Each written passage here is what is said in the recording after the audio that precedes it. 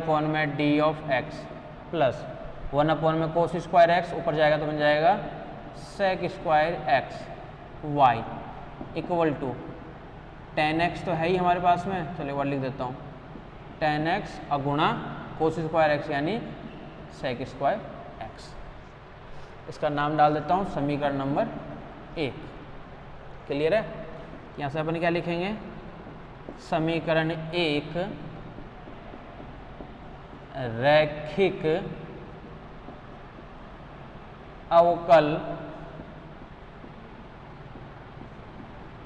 समीकरण है, अतः हेयर पी का मान क्या है, सेक स्क्वायर एक्स, पी और क्यू का मान दोनों लिखना पड़ेगा ना, ये तो हो गया पी का मान, और क्यू एक्स का मान क्या है, tan X sec square X. Clear है यहाँ तक? आगे चलेंगे फिर हम क्या लिखेंगे, अब हम समाकल गुणांक का मान ज्ञात करते हैं, समाकल गुणांक का मान ज्ञात करते हैं। अतः आई है बराबर e की power integration p of dx, तो आई एफ बराबर समाकल गुणांक बराबर e की power integration sec square X और फिर साथ में d ऑफ एक्स। क्लियर है यहाँ तक? इसका हमें समाकलन करना है, इसका समाकलन हमें पता है e की पावर सेक स्क्वायर एक्स यानी टेन ऑफ एक्स। किसका मान है? ये मान है हमारे पास में आई एफ का, यानी समाकल गुणांक का मान है इंटीग्रेटिंग फैक्टर का, e की पावर टेन ऑफ एक्स। ठीक है? संपूर्ण हल, संपूर्ण हल y गुणा I F equal to whole integration q गुणा आई एफ और फिर से d ऑफ x प्लस का c। यहाँ से जो मान आ गई अपन फॉर्मूला जानते ही हैं, इस फॉर्मूले के अंदर अपने क्या करना है, मान जो है वो पुट करना है। यहाँ से क्या बनेगा, y गुणा आई एफ यानी e की पावर 10x, e की power 10x equal to whole integration q का मान क्या है 10x और सेक स्क्वायर एक्स, 10x और सेक स्क्वायर एक्स और गुणा में फिर से आगे क्या e की पावर 10x और dx। क्लियर है? इसका समाकलन करना है तो लेट कर लेते हैं। क्या लेट करें बताओ, 10x लेट कर लें t, तो 10x बराबर अगर t है तो इसका डेरिवेटिव यानी सेक स्क्वायर एक्स dx बराबर dt पुट कर दो इसके अंदर, y गुणा e की power 10x equal to whole integration जितने भी मान हमारे पास में है उन सभी मानों को बस इसके अंदर हमें पुट करना है।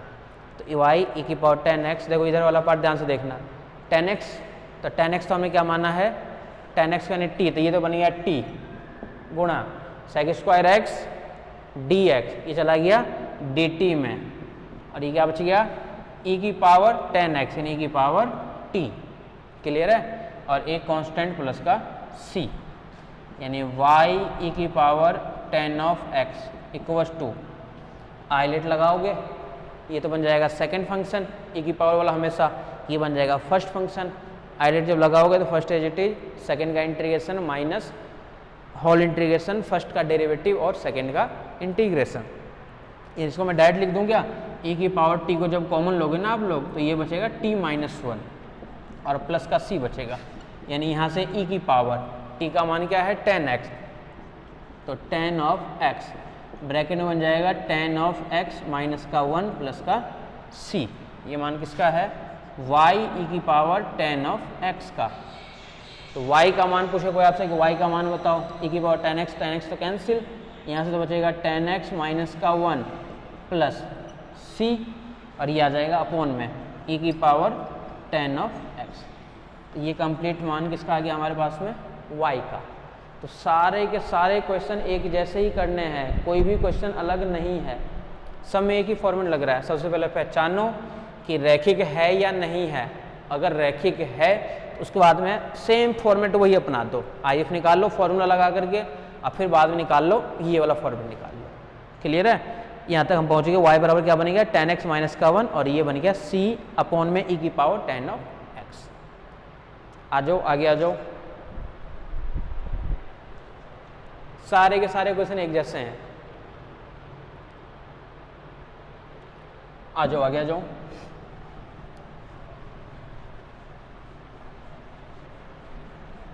ये सारे क्वेश्चन मैं अनसोल्ड करा रहा हूँ, ये सारे अनसोल्ड ही हैं ये।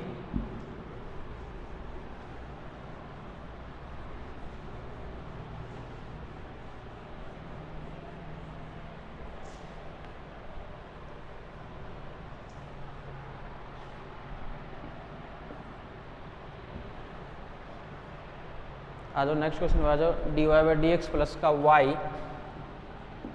dy अपॉन में dx, ये भी अच्छा क्वेश्चन है छोटा सा क्वेश्चन लेकिन बहुत अच्छा question. dy by d x plus का y बराबर x की पावर -2, x की पावर -2। डायरेक्ट रैखिक फॉर्मेट में है ही दिया हुआ। आगे देखना इसके अंदर प्रॉब्लम आएगी। इसका नाम डाल दिया समीकरण नंबर 1। क्या लिखेंगे? फिर से वही चीज, समीकरण 1 रैखिक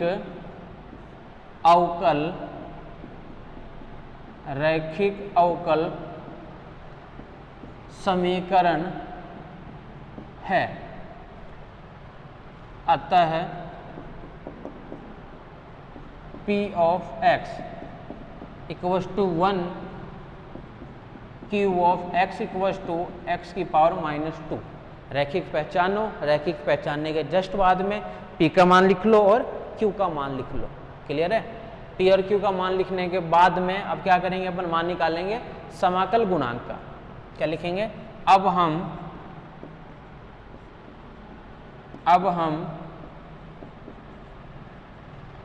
समाकल गुणांक का मान ज्ञात करते हैं,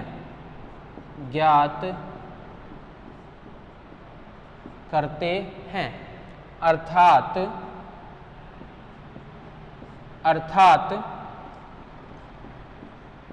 IF इक्वल्स टू, लगा दो फॉर्मूला, e की power integration of p of dx, जो फॉर्मूला अपन जानते हैं। I बराबर e की power integration of p dx मान रख दो यहाँ पे, यानी IF इक्वल्स टू e की पावर इंटीग्रेशन, p का मान क्या है 1, और फिर साथ में d ऑफ x, यानी बराबर बन जाएगा ये e की पावर x।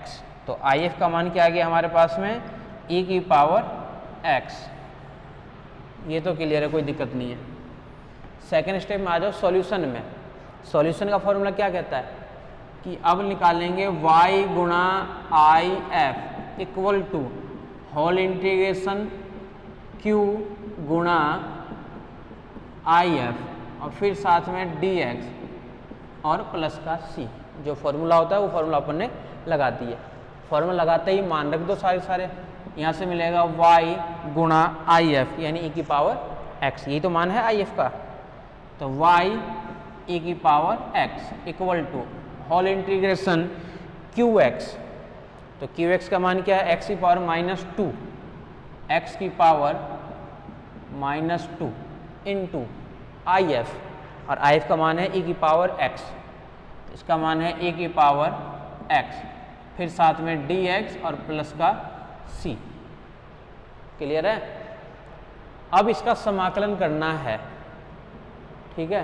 जब इसका समाकलन करोगे ना तो ये एक बार समाकलन करोगे ये मान जो है बढ़ाता जाएगा, ये मान कम होता जाएगा, हालांकि ये समाकलन नहीं कर पाओगे आगे, तो इंटीग्रेशन फॉर्मेट में ही छोड़ना पड़ेगा। देख लो एक स्टेप में बता देता हूँ। ये तो हो गया सेकंड, ये हो गया फर्स्ट। इधर तो है y e की power x equal to first as it is, second का इंटीग्रेशन माइनस होल इंटीग्रेशन, समाकलन कर रहा हूँ मैं आइलेट लगा करके, फर्स्ट इज टी सेकेंड का integration minus whole integration first का डेरिवेटिव। अब फर्स्ट का डेरिवेटिव क्या बनेगा, माइनस का 2 तो आगे आ जाएगा, इन माइनस का 2, क्लियर है। और x की पावर क्या बन जाएगा, x की पावर जैसे x की पावर 5 का क्या होता है 5x4, तो एक कम होता है ना, यानी एक माइनस करते हैं, तो -2 और माइनस से क्या बन जाएगा -3, क्लियर है ये चीज़। तो कैसे लिख दिया। और फिर सेकंड का इंटीग्रेशन, यही e की पावर x ही रहेगा, और फिर से dx और प्लस का c। देखो एक बार इंटीग्रेशन करने के बाद में भी देखो x -2 जो था ना वो अब x -3 बना दिया, दोबारा करोगे तो ये x -4 बना देगा, दोबारा करोगे तो x -5 बना देगा। तो ये जो मान है ये मान चलते ही रहेंगे आपके पास में। इसका मतलब क्या हुआ, इसको अपन यहीं पे छोड़ देते हैं, यानी y e की पावर x बराबर x की पावर -2 e की पावर x माइनस ये कर दो +2 इंटीग्रेशन x की पावर -3 और e की पावर x और dx प्लस का c। बुक में भी देखोगे तो आपको यही आंसर मिलेगा, हमें यहीं पे छोड़ना पड़ेगा, इसको इंटीग्रेशन नहीं कर पाओगे। फिर करोगे -4, फिर करोगे -5, फिर करोगे -6, ऐसा बढ़ता ही जाएगा, क्लियर है। ये जो मान है ये मान हमारे पास में बढ़ते ही जाते हैं, जिस कारण से इसका इंटीग्रेशन जो है वो नहीं हो पाता है। लिख लिए, कर लिए नोट। आ जाओ नेक्स्ट क्वेश्चन पे। dy/dx के बहुत क्वेश्चन करा दिए, अब dx अपॉन में dy के क्वेश्चन करा देता हूँ, जिसमें dx अपॉन में dy मान दिए हुए हो, उसको अपन कैसे हल करेंगे। यानी पूरे समीकरण में x की टर्म्स सिंगल टाइम हो, पूरे समीकरण में x की टर्म्स सिंगल टाइम्स हो, तो उसको हल करने का तरीका।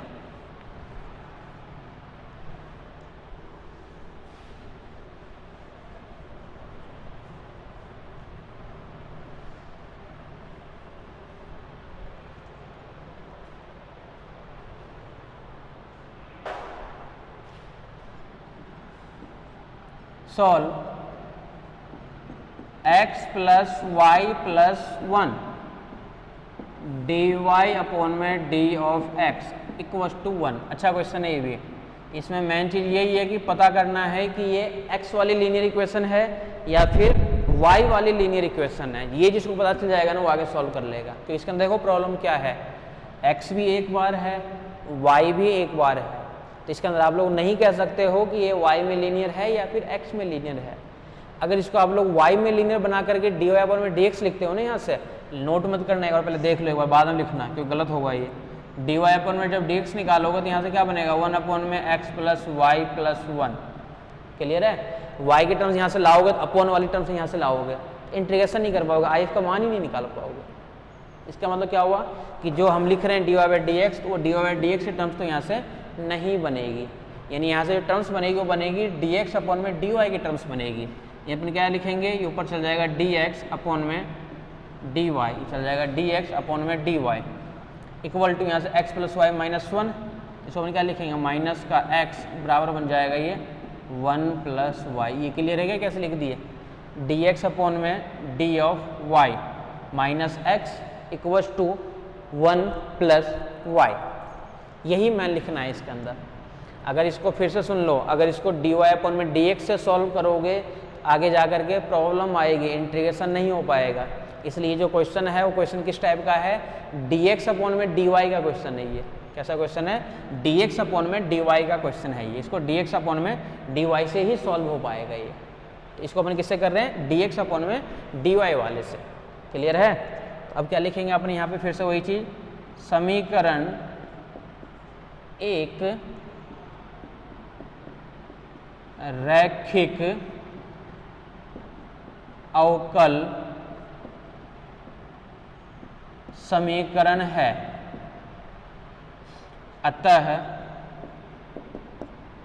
यहां से मान लिख लो पी वाई का, पहले अपन लिखते थे पी एक्स का मान, ये पी वाई का मान लिख रहे हैं अपन -1, और यहाँ से क्यू वाई का मान है 1 + y, क्लियर है ये चीज़। अब हम इंटीग्रेटिंग फैक्टर समाकल गुणांक, अब हम समाकल गुणांक का मान ज्ञात करते हैं, का मान ज्ञात करते हैं। अर्थात IF बराबर e की पावर इंटीग्रेशन p, फॉर्मूला बताया था जिसके रेस्पेक्ट में डेरिवेटिव उसी के रेस्पेक्ट में इंटीग्रेशन, क्या बन जाएगा e की पावर इंटीग्रेशन p का मान क्या है -1 साथ में dy, यानी क्या बनेगा ये e की पावर -y, किसका मान इंटीग्रेटिंग फैक्टर का, यानी IF का मान क्या आ गया e की पावर -y, ये आ गया IF का मान। IF का जब मान निकल गया अपन जाएंगे अब सॉल्यूशन की तरफ। अतः हल, अतः इसका हल, अतः इसका हल, इसका जब हल निकालोगे इसके लिए फॉर्मूला अब चेंज हो जाएगा। पहले अपन क्या लिखते थे y गुणा IF, अब क्या लिखेंगे x गुणा IF, क्या बन जाएगा फॉर्मूला x गुणा IF बराबर होल इंटीग्रेशन q गुणा IF। पहले अपन क्या लिखते थे यहाँ पे dx, अब यहाँ पे क्या लिखेंगे अपन d ऑफ y और फिर कांस्टेंट c, फॉर्मूला भी चेंज हो गया अब। तो x गुणा IF यानी e की पावर -y, e की power -y equal to whole integration q का मान यानी 1 + y, तो 1 + y और IF का मान क्या है e की पावर -y, e की पावर -y फिर साथ में dy प्लस का c। क्लियर है ये चीज़? तो क्या बनेगा यहाँ से x e की power -y equal to e की power -y dy plus integration y e की पावर -y dy प्लस का c। इधर से तो रहेगा x e की power -y equal to e की पावर -y का इंटीग्रेशन माइनस e की पावर -y, क्लियर है, प्लस फर्स्ट सेकंड मान के करना पड़ेगा इसको। ये तो हो गया सेकंड, ये हो गया first as it is, second का इंटीग्रेशन, इसका इंटीग्रेशन क्या हो जाएगा -e की power -y, first as it is second का integration minus whole integration first का डेरिवेटिव यानी 1, सेकंड का इंटीग्रेशन माइनस e की पावर -y dy प्लस का c। और इसको अपन क्या लिखेंगे x e की पावर -y बराबर -y e की पावर -y और फिर से -e की पावर -y और फिर से प्लस का c। क्लियर है? तो ये क्वेश्चन अलग क्वेश्चन था थोड़ा सा, क्योंकि इसके अंदर x भी एक बार था और y भी एक बार है। तो इसको अपन हल करेंगे, रैखिक बनाएंगे, लेकिन इसको रैखिक बनाएंगे अपन x में रैखिक बनाएंगे। तो यहाँ से x का मान क्या आ जाएगा x इक्वल्स टू e की पावर -y भी कैंसिल यानी -1 -y और फिर से -1 और फिर से प्लस c e की पावर y यानी x इक्वल्स टू -2 माइनस का y माइनस का 2 प्लस का c e की पावर y। ये है इसके लिए संपूर्ण हल। ये क्वेश्चन थोड़ा सा अलग क्वेश्चन था, ठीक है। तो इसी क्वेश्चन को इस टाइप से ही करने हैं आपको, e की पावर माइनस का dy, e की पावर माइनस का y और यहाँ से अपन मान लिख दिए और वो मान उठा के सीधा सीधा अपन यहाँ पे पुट कर दिए। क्लियर है? तो यहाँ से मान किसके लिए निकल गया अपने पास में x का संपूर्ण हल के लिए। ठीक है, यहाँ तक चले आगे, आ जाओ आगे आ जाओ।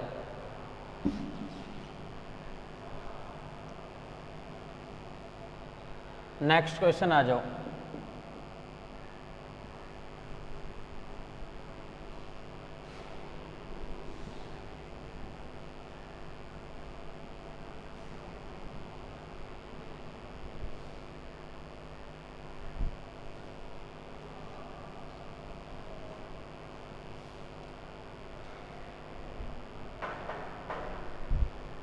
लिखो question, solve y minus x d y upon में D of x, y minus x d y by d x equals to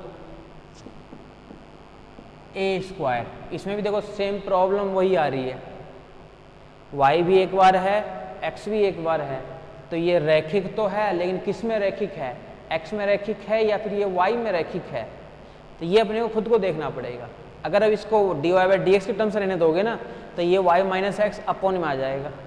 अब फॉर्मेट क्या होता है, अगर ये बनेगा तो d y by d x, फिर इधर y की टर्म्स, तो वो अपॉन में रहेगी।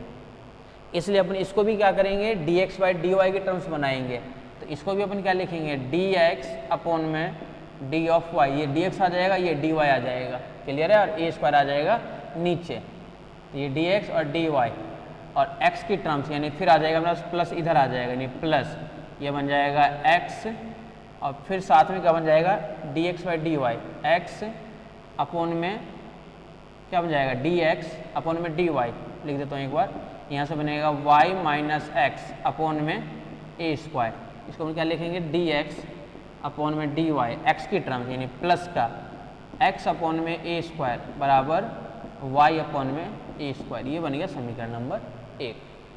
क्लियर है, तो ये भी ध्यान रखना कि जिसमें एक बार हो ना, उसको पहले एक बार रफ में करके देख लेना कि d y by d x से हल निकल रहा है क्या, तो ऐसे question d y d x से नहीं निकलते हैं, ज़्यादातर question d x by d y से ही हल निकलते हैं।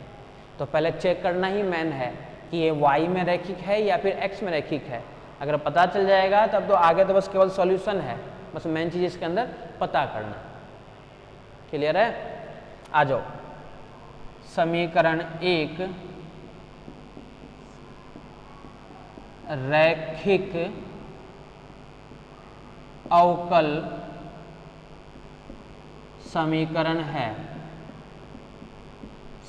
है, यहाँ here p of x equals to p of x equals to क्या क्या मान है,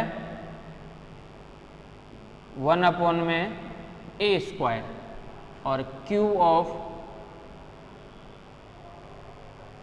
p ऑफ y, और यहाँ पे भी q of y equal to y upon में a स्क्वायर। सेम वही फॉर्मेट है, बस यही एक स्टेप मैन था। क्या लिखेंगे, अब हम समाकल गुणांक का मान ज्ञात करते हैं, का मान ज्ञात करते हैं। तो आई एफ बराबर ई की power integration of p d y बराबर ई की पावर इंटीग्रेशन, पी का मान क्या है 1 अपॉन में ए स्क्वायर और फिर से क्या है डी वाई बराबर ई की पावर 1 अपॉन में ए स्क्वायर, तो क्या है कांस्टेंट है, और 1 का क्या बन जाएगा यानी वाई, यानी ई की power y by A square. ये किसका माना गया, ये माना गया हमारे पास में आई एफ का, यानी ई की पावर वाई अपॉन में ए स्क्वायर। क्लियर है, आई एफ का मान क्या आ गया ए की पावर वाई अपॉन में ए स्क्वायर। और क्यों, ये वाला मान तो हमारे पास में क्या है d y by d x, ये वाई माइनस एक्स, तो माइनस एक्स रहेगा तो ठीक है, ए की पावर वाई अपॉन में ए स्क्वायर। अब हम संपूर्ण हल कंप्लीट सॉल्यूशन, संपूर्ण हल, फॉर्मूला लिखो सबसे पहले। फॉर्मूला क्या होता है, x गुणा I F equal to whole integration, फिर साथ में क्या है q गुणा आई एफ, फिर साथ में आता है dx और फिर आता है प्लस का c। ये होता है फॉर्मूला। क्या बन जाएगा इसके लिए, x गुणा आई एफ यानी e की power y by A square, e की power y by A square बराबर whole integration y by A square y upon में ए स्क्वायर और गुणा e की power y by A square, फिर साथ में dy और फिर प्लस का c। क्लियर है? तो आई एफ का मान जो निकलेगा इसके अंदर वो ये वाला मान आपके पास में निकलेगा। इन्हीं वाले मानों से हमें आगे सॉल्व करना है। तो एक्स गुना वाई अपॉन में ए स्क्वायर और इधर वाला पार्ट रहेगा वो रहेगा एज इट इज। ठीक है, तो लेट कर लेते हैं अपन y by A square, y upon में ए स्क्वायर बराबर लेट कर लेते हैं T, y by A square बराबर लेट कर लेते हैं अपन टी। यहाँ से मान क्या आएगा 1 अपॉन में ए स्क्वायर तो एज इट इज वाई का डी वाई बराबर डी ऑफ टी। तो 1 अपॉन में ए स्क्वायर डी वाई बराबर चल जाएगा पूरा डी टी में, यानी इंटीग्रेशन वाई बाई 1 अपॉन में ए स्क्वायर, ये क्या बनेगा e की पावर t, और यहाँ से 1 अपॉन में ए स्क्वायर डी वाई चला गया पूरा डी टी में, और यहाँ से एक y और बच गया ना, तो y का मान क्या आ जाएगा ए स्क्वायर टी, यानी ए स्क्वायर और फिर साथ में t, यानी ए स्क्वायर तो एज इट इज, इसका क्या हो जाएगा e की पावर t माइनस 1 समाकलन करने के बाद में x गुणा e की power y by A square. तो ए स्क्वायर ई की पावर t यानी y बाई ए स्क्वायर, अब ब्रैकेट में फिर से t का मान यानी y by A square minus का 1 प्लस का c।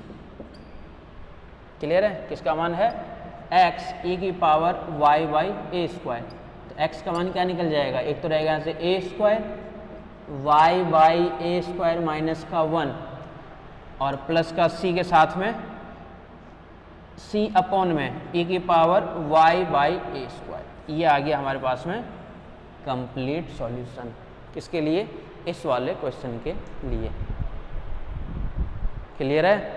तो इसी टाइप से हमें जो क्वेश्चन है वो क्वेश्चन हमें करना होता है। सबसे पहले देखो रैखिक है या नहीं है, अगर रैखिक है तब फिर चेक कर लो कि x में लीनियर है या फिर y में लीनियर है। उसके बाद में क्या करना है कि अगर y में रैखिक है उसके लिए IF का फॉर्मूला निकलेगा क्या, e की power integration of p dx।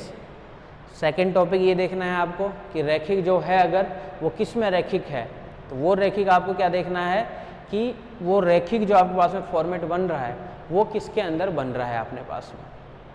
Clear है? तो अगर y में रैखिक है तब उसके लिए जिसके रेस्पेक्ट में डेरिवेटिव होता है उसी के रेस्पेक्ट में इंटीग्रेशन होता है। बस ये ध्यान में रखना, जिसके रेस्पेक्ट में इंटीग्रेशन उसी के रेस्पेक्ट में, जिसके रेस्पेक्ट में डेरिवेटिव उसी के रेस्पेक्ट में इंटीग्रेशन। तो इसी टाइप से आपको क्या करना है, सभी के सभी क्वेश्चन कंप्लीट करने हैं। क्लियर है?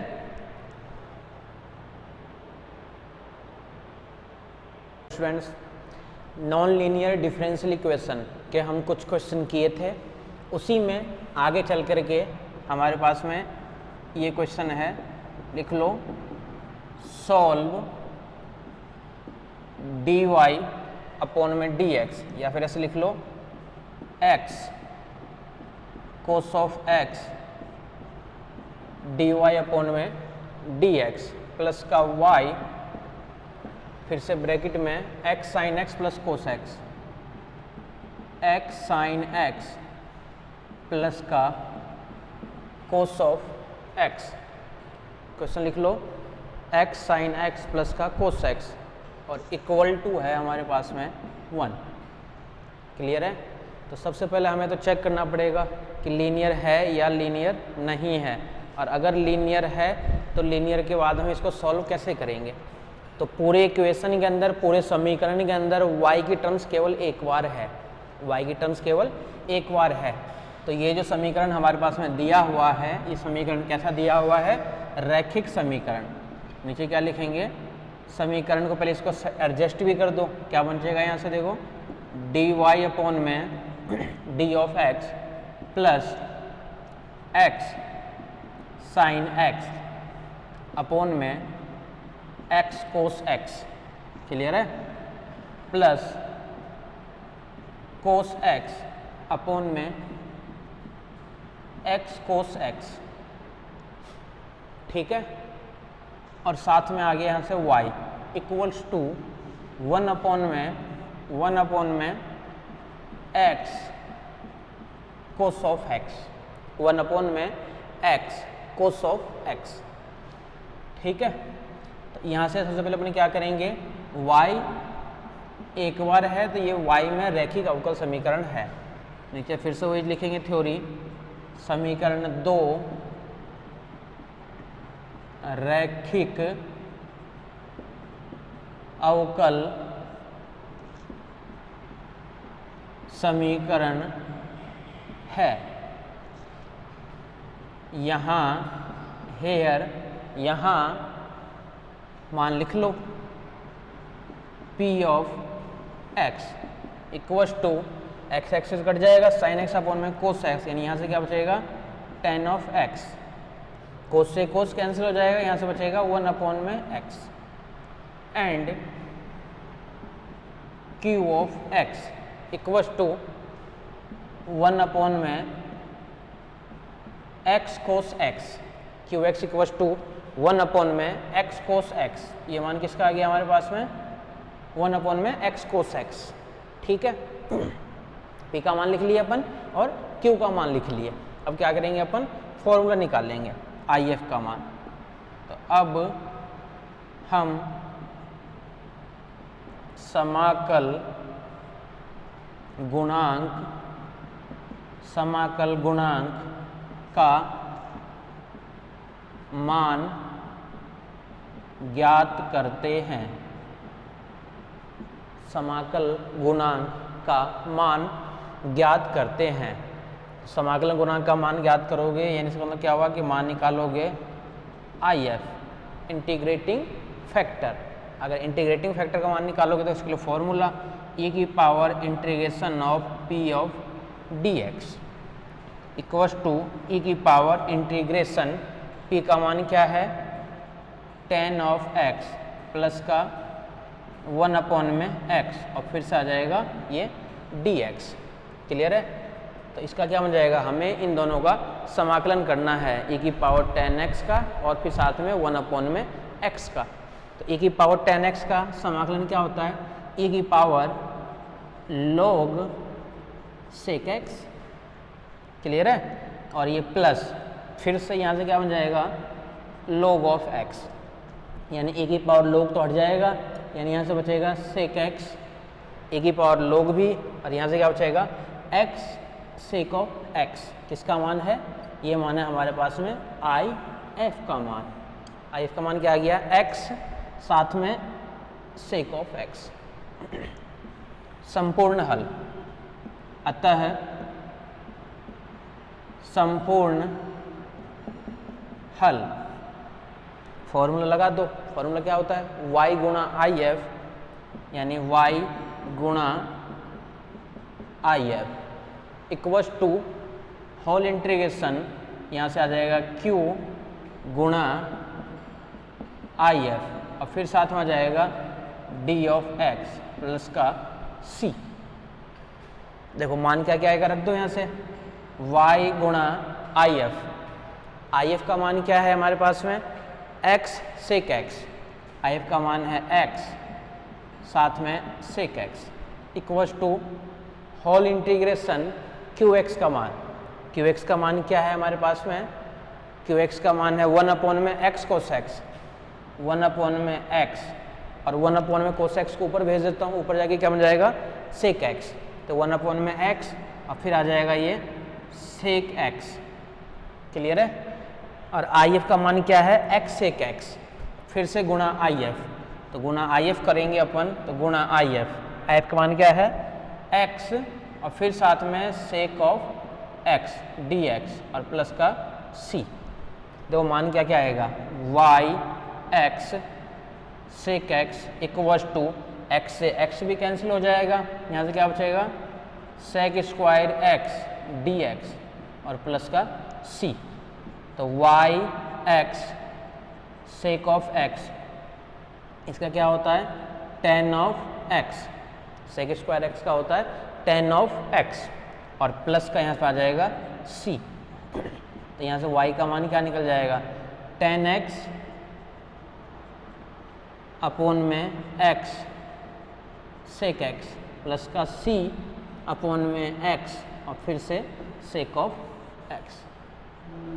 तो वही सेम टू सेम फॉर्मेट, सबसे पहले पहचान लो कि रैखिक है या रैखिक नहीं है, और अगर रैखिक है तो रैखिक के लिए पहले चेक कर लो कि रैखिक किस में है, y में है या फिर x में है। अगर y में है तो ये पूरा फॉर्मेट अप्लाई कर दो। ठीक है, आ जाओ और नेक्स्ट क्वेश्चन में आ जाओ।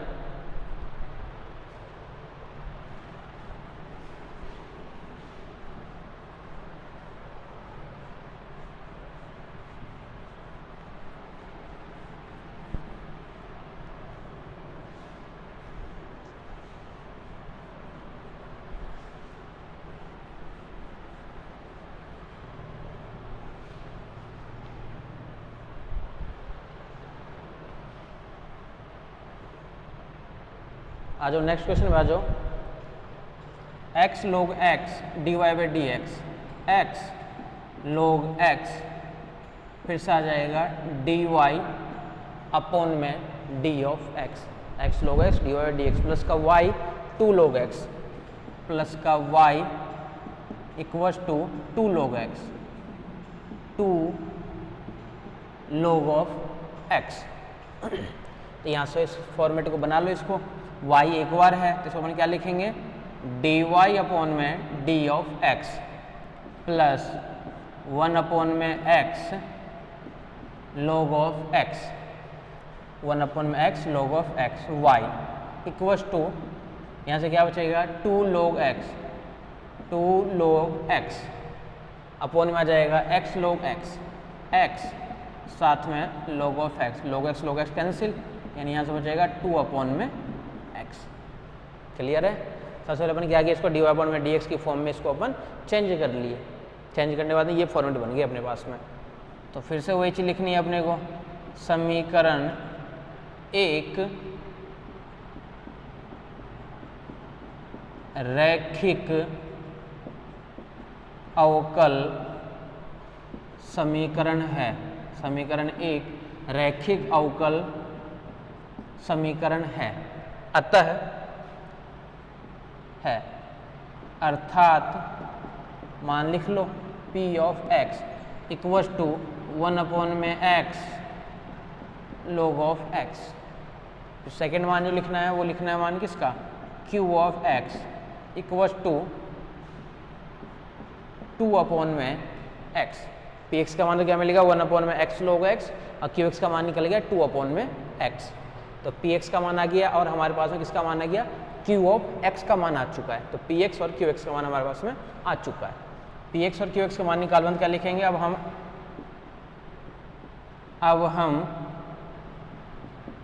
if यानी समाकल गुणांक का मान ज्ञात करते हैं, अर्थात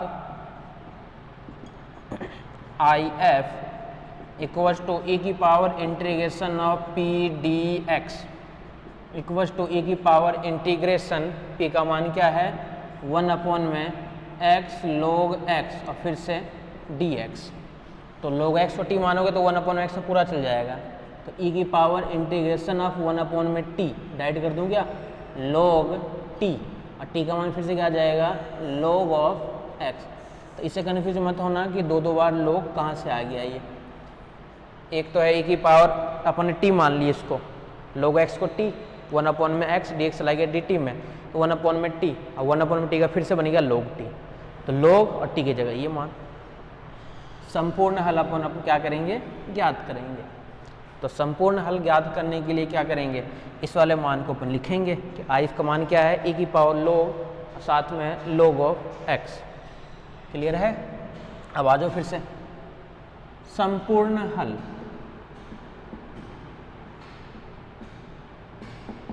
संपूर्ण हल, संपूर्ण हल का जब फॉर्मूला लगाओगे तो क्या बन जाएगा, y गुणा I F equal to whole integration qx गुणा आई एफ और फिर साथ में dx प्लस का c। क्लियर है फॉर्मूला। क्या क्या बन जाएगा मान यहाँ से y गुणा आई एफ ए की पावर log x, ए की पावर log, इसको हटा ही देते ना, ए की पावर log तो कैंसिल हो जाएगा, तो डायरेक्ट क्या बचेगा यहाँ से log ऑफ x। तो ए की पावर log x हट गया, तो यहाँ से क्या बनेगा y गुणा log x equal to whole integration q का मान यानी 2 में x